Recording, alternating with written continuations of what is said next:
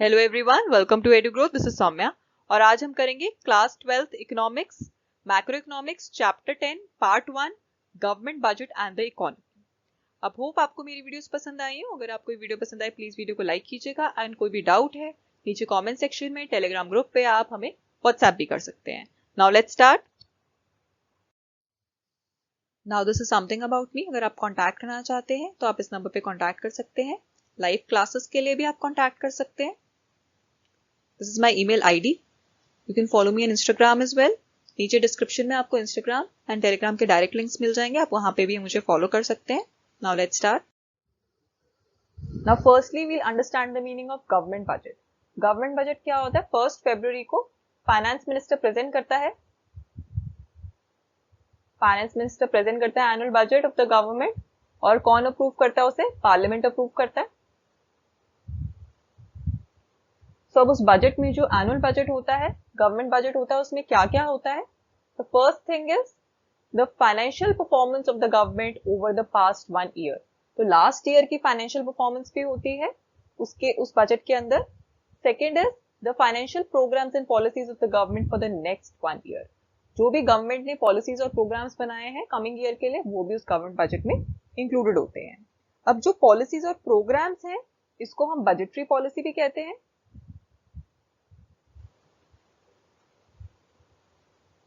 या fiscal policy. It is called budgetary policy of the government और fiscal policy. अब budgetary policy के दो एस्पेक्ट्स होते हैं, रेवेन्यू एस्पेक्ट और एक्सपेंडिचर एस्पेक्ट। रेवेन्यू एस्पेक्ट में हमारे पास क्या होता है? Expected receipts of the government. और एक्सपेंडिचर एस्पेक्ट में क्या होता है? Expected expenditure of the government. Now what are the objectives of government budget?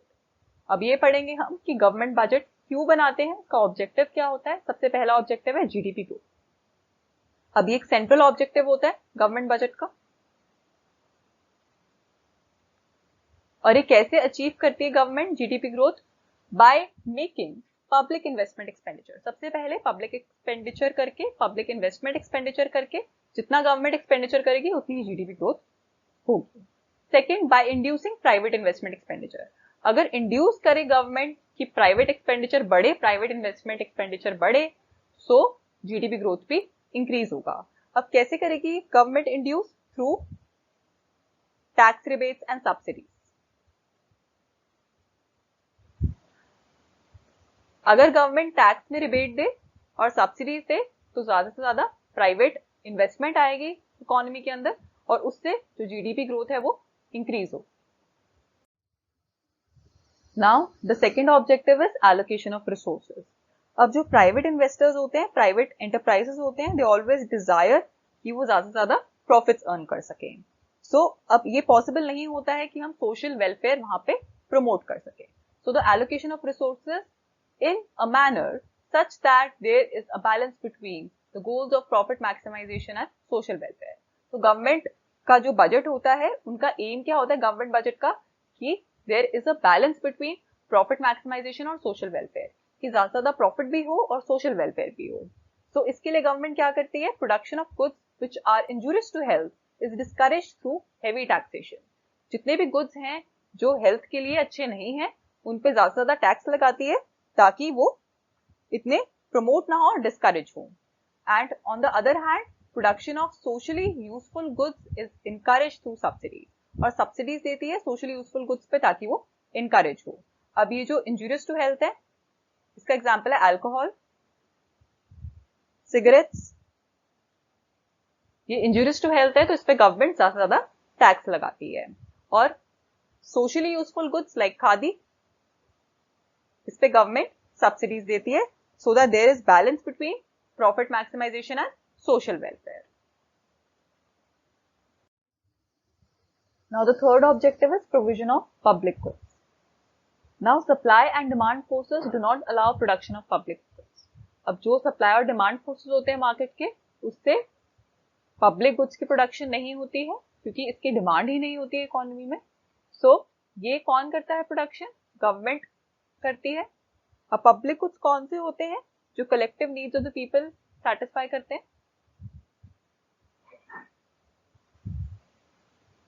Example क्या हो जाएगा पब्लिक गुड्स का? जैसे law and order and defence of the country.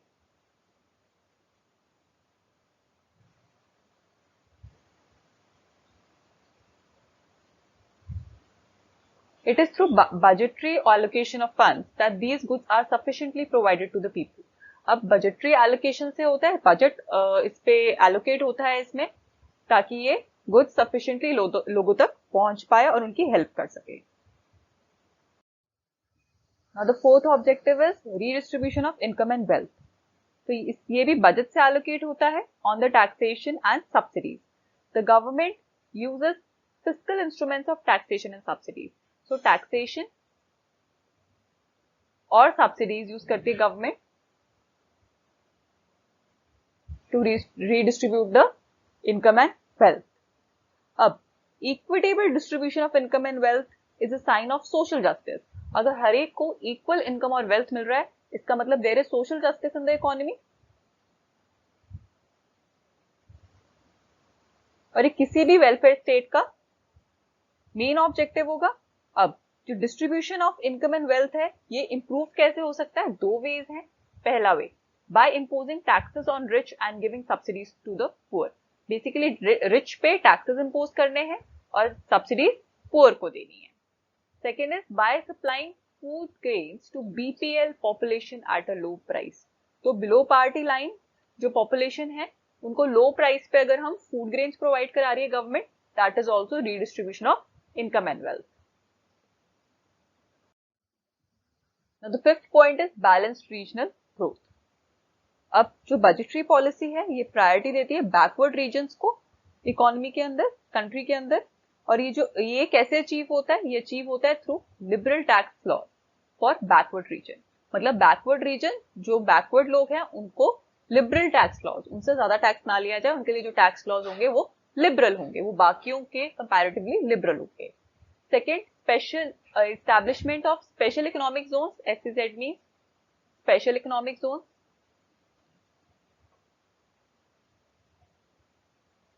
In backward regions through liberal tax laws. तो special economic zones बनाए जाते हैं ताकि वहां पे liberal tax laws हो। Next is employment opportunities. So जो budgetary policy होती है, वो focus करती है generation of employment opportunities के लिए through investment in public enterprises.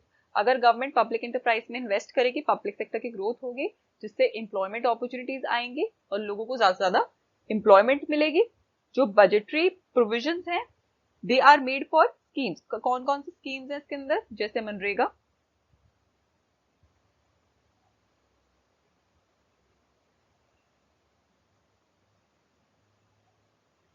सो ये भी एम्प्लॉयमेंट प्रोवाइड कराते हैं इसके अंदर भी, स्कीम के अंदर भी, to the poor section of the society.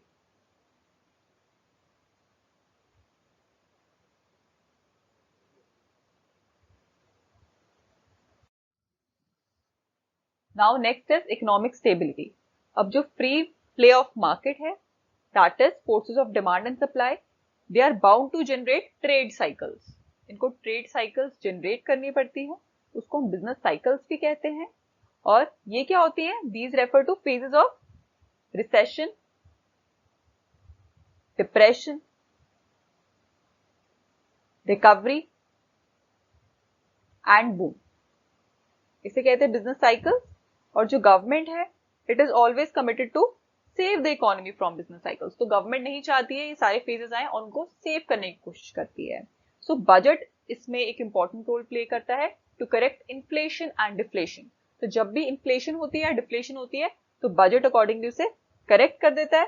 So by doing this the government tries to achieve the state of economic stability. तो अगर इन्फ्लेशन और डिफ्लेशन की सिचुएशन कंट्रोल हो जाएगी, तो इकोनॉमिक स्टेबिलिटी होगी इकोनॉमी में, and it stimulates the inducement to investment and increases the rate of growth and development. अगर इकोनॉमिक स्टेबिलिटी होगी तो ज्यादा से ज्यादा इन्वेस्टमेंट आएगी और रेट ऑफ ग्रोथ भी इंक्रीज होगा। Next is structure of budget या कंपोनेंट्स ऑफ बजट। अब दो हैं वो हमारे पास, पहला है बजट रिसीट्स, दूसरा है बजट एक्सपेंडिचर। बजट रिसीट्स में आ जाएगा रेवेन्यू रिसीट्स और कैपिटल रिसीट।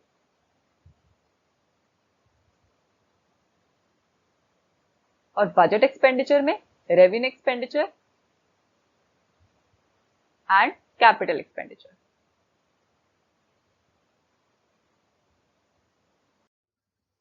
सबसे पहले हम डिस्कस करेंगे बजट रिसीट, रेवेन्यू रिसीट और capital receipts. First, we'll discuss revenue receipts. These receipts do not create any corresponding liability for the government. Government के लिए कोई लाइबिलिटी क्रिएट नहीं होती है, जैसे टैक्स रिसीट गवर्नमेंट लाइबल नहीं है, क्योंकि टैक्स रिसीट्स जो है ये वन साइडेड पेमेंट है जो हमें पे करना ही पड़ता है, और गवर्नमेंट लाइबल भी नहीं है इसके लिए। दूसरा, these receipts do not cause any reduction in asset, ना ही इससे कोई लाइबिलिटी क्रिएट होगी, ना ही कोई एसेट्स रिड्यूस होंगे। जैसे टैक्स रिसीट्स जो आई है, गवर्नमेंट ने कोई अपना एसेट सेल नहीं किया है, जो उसके पास पैसे आए हैं गवर्नमेंट के पास, गवर्नमेंट को वन साइडेड यूनिलेटरल पेमेंट आई टैक्स रिसीट्स की, तो इससे कोई भी एसेट्स रिड्यूस नहीं हो रहे हैं। अगर गवर्नमेंट शेयर सेल करे of some company like Air India, तो there will be reduction in assets, उस केस में एसेट्स रिड्यूस होंगे। So that is not a revenue receipts. Revenue receipt वो है जो ना ही कोई एसेट रिड्यूस करे, ना ही गवर्नमेंट के लिए कोई लाइबिलिटी क्रिएट करे। Now constituents of revenue receipt. Tax receipts क्या हो जाएंगे? Income tax, corporation tax, estate duty, gift tax, custom duty, GST. Non tax receipts, fees, escheat, income from public enterprises, grants and donations, fees, special assessment, income from sale of spectrum of 2G and 3G। तो ये सारे revenue receipts के constituents हैं। Now what are tax receipts? Compulsory payment to the government by the households, firms or other institutional units। तो एक compulsory payment है, government को house करते हैं, फर्म्स या कोई भी इंस्टीट्यूशनल यूनिट्स सब टैक्स पे करते हैं, तो एक कंपल्सरी पेमेंट है टैक्स रिसीट्स का, ये मीनिंग होता है।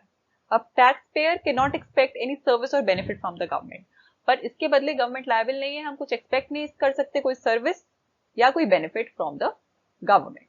अब टाइप्स ऑफ टैक्सेस हमारे पास तीन कैटेगरीज में है, progressive and regressive, value added and specific taxes, direct and indirect taxes.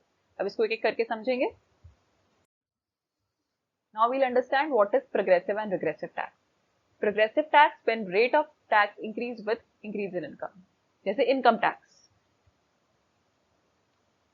For example अगर टैक्स रेट 10% है for the income between 2 to 5 lakh, उसकी 2 to 5 लाख के बीच में इनकम है, उनके लिए जो टैक्स रेट है वो 10% है, और जिनकी इससे ज्यादा है 5 to 10 है, उनके लिए 15% है। That means it is progressive tax, कि टैक्स रेट इंक्रीज हो रहा है अगर इनकम इंक्रीज हो रही है, इसको हम बोलते हैं progressive tax. On the other hand what is regressive tax? When the rate of tax causes greater burden on poor than rich। अब पुअर पे अगर ज्यादा बर्डन पड़ रहा है टैक्स का देन रिच, तो उसको हम कहते हैं रिग्रेसिव। अब इसको एक एग्जांपल से समझते हैं, जैसे जीएसटी है, that is a regressive tax. अब एक पर्सन ने एक रिच है पर्सन, एक पुअर पर्सन है, दोनों ने 1000 की कोई चीज परचेज करी, जिसके ऊपर उन्होंने क्या टैक्स पे किया? 100 रुपीज टैक्स पे किया। दोनों ने 10% टैक्स पे किया, ए ने भी बी ने भी। जो ए की इनकम है that is 1 lakh rupees, and जो बी की इनकम है that is 10,000 rupees. So 100 rupees जो फर्स्ट पर्सन है, ए पर्सन है जो रिच है, उसके लिए बर्डन नहीं है, नॉट अ बर्डन, क्योंकि उसकी इनकम 1 लाख रुपीज है। बट जो जिसकी इनकम 10,000 रुपीज है, बी पर्सन है, उसके लिए 100 रुपीज ज्यादा बर्डन क्रिएट कर रहे हैं। टैक्स दोनों सेम पे कर रहे हैं for the same product same है, टैक्स रेट सेम है, but greater burden is on poor than rich. Poor पे ज्यादा बर्डन है, 100 रुपीज इसके लिए वैल्यूएबल ज्यादा है बी के लिए, बिकॉज ज्यादा बर्डन आएगा क्योंकि इनकम का ज्यादा बड़ा पार्ट है, और यहाँ पे ए पर्सन के लिए 100 रुपीज इनकम का बहुत छोटा पार्ट है, इसलिए more burden on poor than rich, इसको हम कहते हैं regressive tax. Next is value added tax and specific taxes. अब वैट एंड स्पेसिफिक टैक्सेस क्या होता है? First, VAT imposed on value added at various stages of production. जब हर स्टेज ऑफ प्रोडक्शन पे टैक्स लगाया होता है तो उसको हम बोलते हैं वैल्यू एडेड टैक्स। और वैल्यू एडेड बेसिकली क्या होता है? Difference between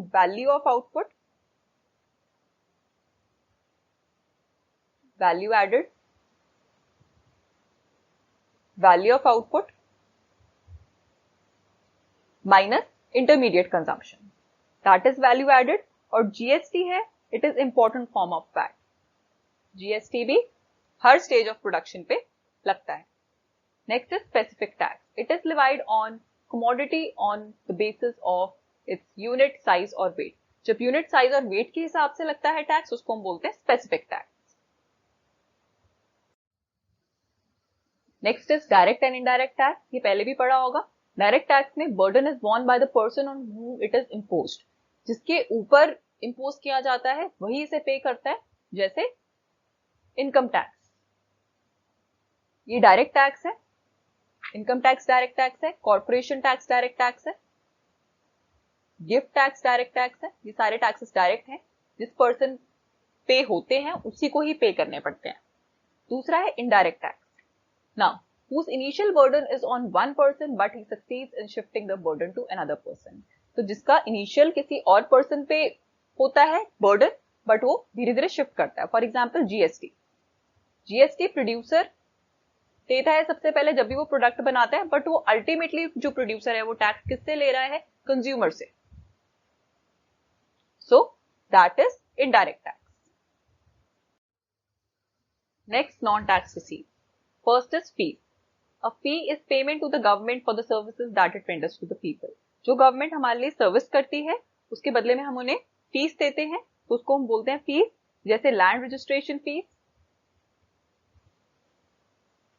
birth and death registration fees, passport fees, etcetera. Next is fine. Those payments which are made by the law breakers of the government. जो law तोड़ते हैं और उनको fine देना पड़ता है गवर्नमेंट को, तो उसे हम कहते हैं फाइन.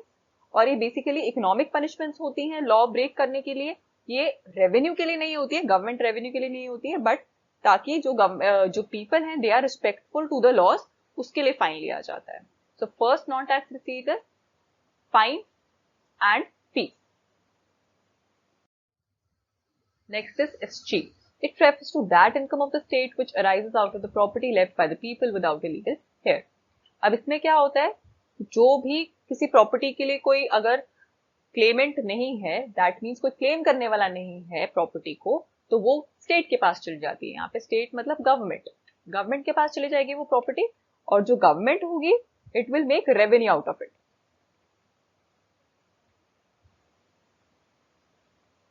उससे गवर्नमेंट रेवेन्यू ले सकती है. Next is special assessment. Payment made by the owners of those properties whose value has increased due to developmental activities of the government. अब वो लोग पेमेंट करते हैं गवर्नमेंट को जिनकी जो प्रॉपर्टी की वैल्यू इंक्रीज हुई है वो गवर्नमेंट की वजह से हुई है, उनकी डेवलपमेंटल एक्टिविटीज की वजह से हुई है. अब ये एक्टिविटीज कौन सी हो सकती है? जैसे कंस्ट्रक्शन ऑफ रोड्स और provision of sewerage system,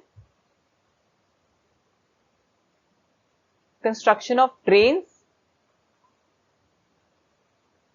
etcetera. इन सब की वजह से अगर प्रॉपर्टी की वैल्यू बढ़ी है तो उन लोगों को by the way of special assessment payment करनी पड़ती है गवर्नमेंट को. Now fifth, income from sale of spectrum like 2G and 3G.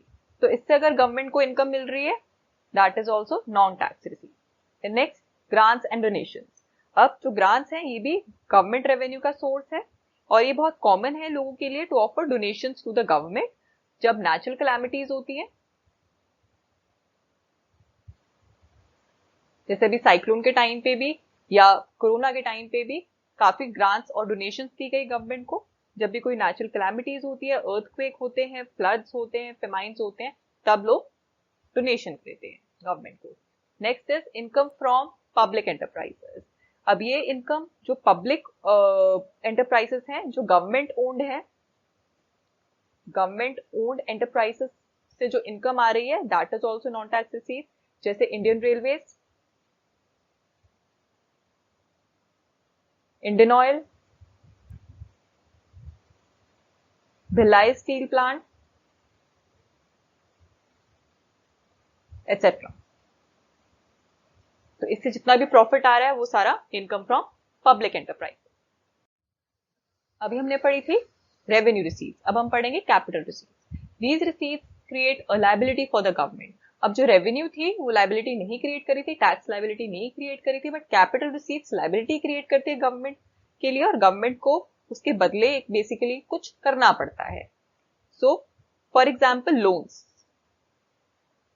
By government, अगर गवर्नमेंट लोन्स लेती है, उनके पास उस टाइम पैसा आ रहा है, बट उनके लिए वो क्या है, लायबिलिटी, क्योंकि उनको वो वापस करना है, रिटर्न करना है। So these are to be paid back, therefore इसको कैपिटल रिसीट्स में कहते हैं। Then the receipts cause reduction in assets of the government. अब जो रिसीट्स एसेट रिड्यूस कर रही है वो भी कैपिटल रिसीट्स होती है। फॉर एग्जाम्पल हमने पहले जो एग्जाम्पल लिया था सेलिंग शेयर्स, जैसे एयर इंडिया के शेयर्स अगर सेल किए गवर्नमेंट ने, सो उससे क्या होगा, शेयर्स कम हो रहे हैं, मतलब एसेट रिड्यूस हो रहा है। सो उससे जो रेवेन्यू आ रहा है एसेट दे के आ रहा है, तो दैट इज कैपिटल रिसीट जब एसेट रिड्यूस हो। नाउ कैपिटल रिसीट तीन तरह की होती है। पहली है रिकवरी ऑफ लोन्स, दूसरी है बोरोइंग्स एंड अदर लायबिलिटीज, और तीसरी है अदर रिसीट। अब इसको एक एक करके समझेंगे। Now first one is recovery of loan. तो जब सेंट्रल गवर्नमेंट ऑफर करती है लोन स्टेट गवर्नमेंट को, जब सेंट्रल गवर्नमेंट स्टेट गवर्नमेंट को ऑफर कर रही है loan, so to cope up with the financial crisis, अब ये जो लोन रिकवर करेगी central government, assets of the government भी रिड्यूस होंगे।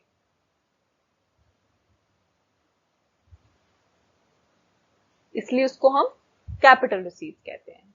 तो बेसिकली जब सेंट्रल गवर्नमेंट ऑफर करेगी एक तरह से स्टेट गवर्नमेंट को लोन्स, और उसके बाद जब वो रिकवर करेगी तो उसके एसेट्स कम होंगे स्टेट गवर्नमेंट के, तो उसको इसलिए हम कैपिटल रिसीट्स कहेंगे। अब बोरोइंग्स एंड अदर लायबिलिटीज, जब गवर्नमेंट है when lending creates assets, borrowings create liability. अब बोरो करेगी तो लायबिलिटी क्रिएट होगी, तो borrowings are said to be treated as capital receipts. क्यों करते हैं, क्योंकि बोरो किससे करती है गवर्नमेंट, सबसे पहले तो जनरल पब्लिक, जो मार्केट बोरोइंग्स भी कहते हैं इसको हम।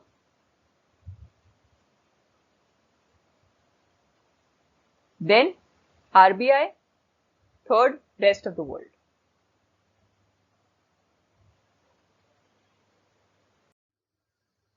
Third is other receipts.